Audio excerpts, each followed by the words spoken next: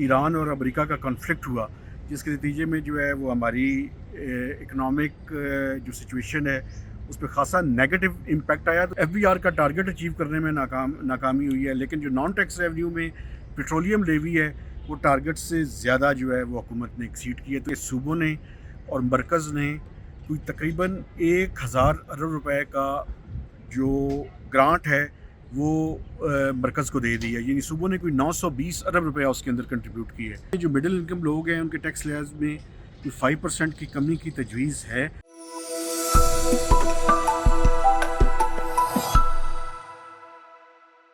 जी बिस्मिल्लाहिर्रहमानिर्रहीम। देखिए, बुनियादी तौर पे एक जो इकनॉमिक स्टोरी है पिछले पूरे साल की, वो फाइनेंस मिनिस्टर ने इकनॉमिक सर्वे लॉन्च किया और उसके अंदर बताया, लेकिन हुकूमत बहुत से अपने टारगेट जो है वो अचीव करने में नाकाम रही। ग्रोथ का टारगेट था 4.2%, वो 3.7% का प्रोविजनल नंबर आया है। उसमें 3 मेजर फैक्टर्स जो हैं वो फाइनेंस मिनिस्टर ने बयान किए।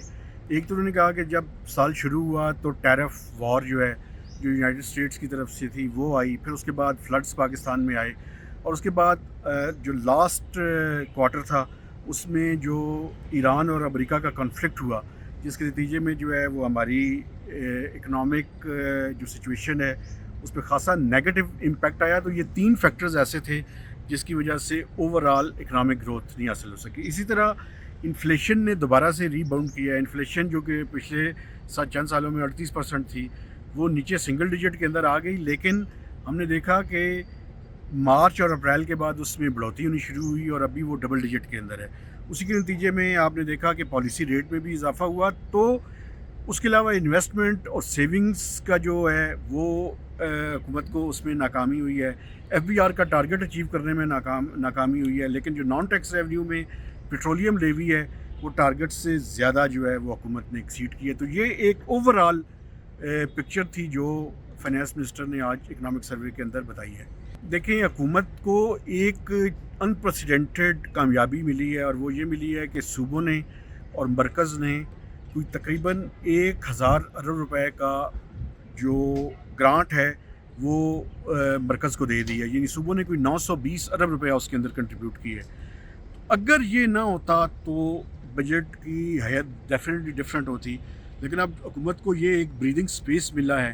तो इस ब्रीदिंग स्पेस को इस्तेमाल करते हुए जो कॉस्ट ऑफ डूइंग बिज़नेस है और जो सैलरीड क्लास है और जो फॉर्मल कॉर्पोरेट सेक्टर है उसके टैक्स रेट्स में कुछ कमी मुतवक्को है। कुछ रियल स्टेट में हुकूमत की ख्वाहिश है कि वहाँ पे जो है कुछ कमी की जाए, लेकिन अभी तक मैंने सवाल भी पूछा कि क्या IMF से ब्रॉडर जो बजट के ऊपर है चीज़ें फाइनल हो चुकी हैं, तो उसमें उन्होंने कहा कि ये हमारी बातचीत उनसे चल रही है और अभी तक फ़ाइनल नहीं हुई। तो ये वो चीज़ें हैं जिसके बारे में अब फाइनेंस मिनिस्टर कल अपनी बजट स्पीच में अनाउंस करेंगे, लेकिन जो एफबीआर का टारगेट है वो बड़ा ह्यूज होगा, कोई 15.264 का ट्रिलियन का टारगेट है। तो ये वो इश्यूज़ हैं जिनको सामने रखते हुए एक मुश्किल सूरत हाल है, लेकिन हुकूमत कुछ अपना नैरेटिव बिल्ड करने की कोशिश करेगी और कुछ टैक्स में इंसेंटिव देने की डेफिनेटली कोशिश की जाएगी। जो मिडिल इनकम लोग हैं उनके टैक्स लेयर्स में कोई 5% की कमी की तजवीज़ है।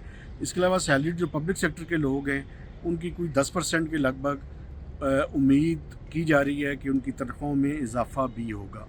तो इस तरह से एक तरफ जो टैक्स स्लैब्स में कुछ रद्द-बदल करना है, कुछ कमी करनी है, और दूसरी तरफ कोई 8 से 10% सैलरीज़ और पेंशन के अंदर भी इंक्रीज़ की तजवीज़ है। जो हाइब्रिड गाड़ियाँ हैं उन पे तो जो ऑटो पॉलिसी थी उसके तहत पहले ही 2026 को वो सनसेट क्लास उस पर हो रही है, नहीं वो ख़त्म हो रही है।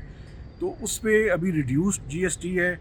तजवीज़ ये है कि उसको जो स्टैंडर्ड रेट है 18% उस पर लाया जाए। लेकिन सोलर के बारे में हुकूमती ज़राए ये दावा कर रहे हैं कि उन्होंने IMF को कन्विंस कर लिया है कि उसका जो रिड्यूस रेट है 10% उसी पे बरकरार रखा जाए। लेकिन मैं समझता हूँ कि ये जो सोलर पैनल है इस पर बरकरार रखना शायद मुश्किल हो।